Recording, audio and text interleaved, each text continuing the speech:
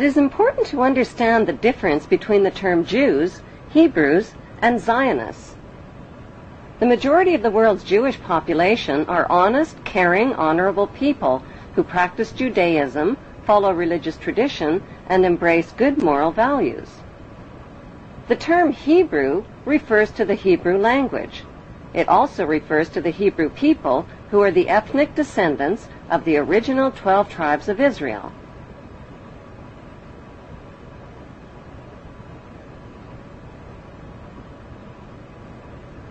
The term Zionist refers to political extremists. Zionists believe that the Hebrews are God's chosen race of people and that the Hebrews have a right to the land of the Muslim Palestinians. Why? Because according to the Bible, God said so. These Zionist extremists represent only a small minority of Jews and Hebrews. Christians who support Israel's theft of Palestinian land are called Christian Zionist extremists. Their goal is to help fulfill the prophecies of the Bible story. Countless millions of Americans are reading a series of novels called Left Behind. They're topping bestseller lists all over the country, and they're being made into movies. They chronicle apocalyptic times.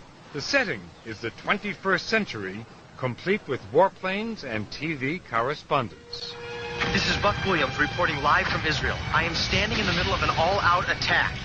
But the plot is ripped from the pages of the Bible, so it all winds up here in Israel, where according to the book of Revelations, the final battle in the history of the future will be fought on this ancient battleground in northern Israel called Armageddon. It will follow 7 years of tribulation during which the earth will be shaken by such disasters that previous human history will seem like a day in the country.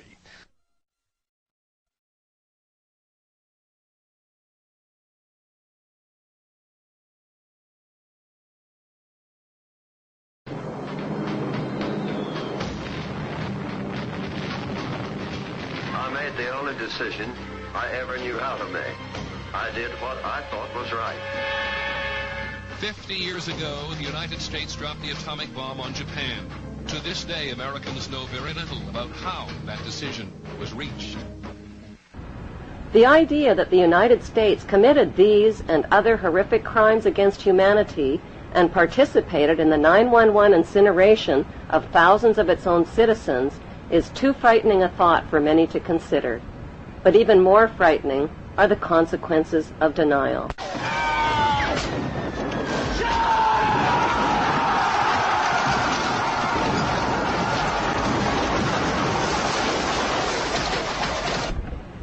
Did the world wars, revolutions, and big events of human history evolve naturally, or were they calculated and pre-planned? If they were pre-planned, who planned them, and what are they planning for the future of humanity? The answer to this puzzling question can be found within the boundaries of 3 of the world's most powerful cities. Those 3 cities belong to no nation and pay no taxes. They are Washington's District of Columbia, which is not part of the city of Washington or of the United States, the inner city of London, which is not part of London or England, and Vatican City, which is not part of Rome or Italy. These cities, called city-states, have their own independent flag, their own separate laws, and their own separate identity.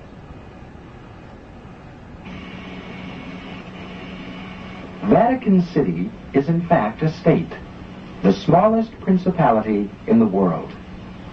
It lies on the banks of the Tiber, completely surrounded by the city of Rome. Its status as a separate state emerged from the Lateran Agreements of February 1929. It has its own newspaper, postal service, radio and television station, its own flag, and a population of about 1,000. The Vatican also has its own army of Swiss guards, and it even has its own prison. Gracing the walls of St. Peter's Basilica is the Vatican-approved image of God, an angry, bearded man in the sky, painted by Michelangelo. Sinners who disobey God's list of thou shalt nots risk incurring his wrath and damnation and burning in Satan's eternal hellfire. Cruel and violent images of God's tortured Son, suffering, bleeding, and dying, with thorns gouged through his skull and nails pounded through his feet and hands, are on display throughout the Vatican. These images serve as reminders that God allowed his Son to be tortured and killed to save the souls of human beings who are all born sinners. These explanations and scary images are especially difficult for children to comprehend. The Vatican rules over approximately 2 billion of the world's 6.1 billion people. The colossal wealth of the Vatican includes enormous investments with the Rothschilds in Britain, France, and the USA, and with giant oil and weapons corporations like Shell and General Electric. The Vatican solid gold bullion worth billions is stored with the Rothschild-controlled Bank of England and the U.S. Federal Reserve Bank.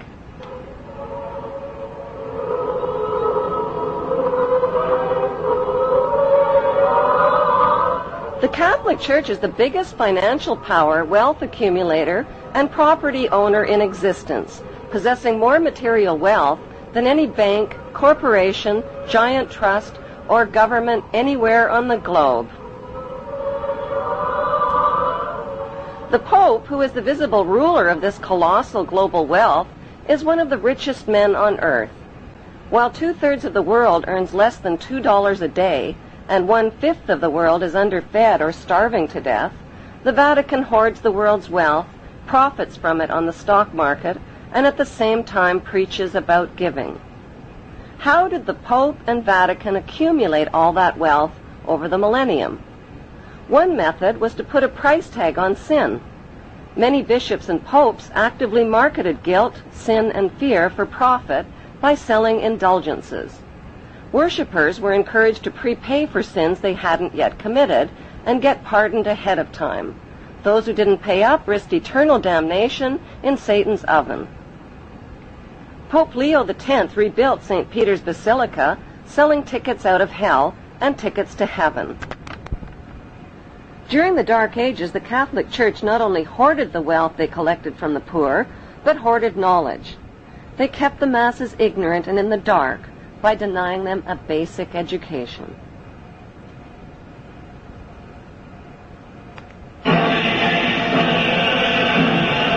More than 60,000 armed Christians were on their way to reclaim Jerusalem from the infidel.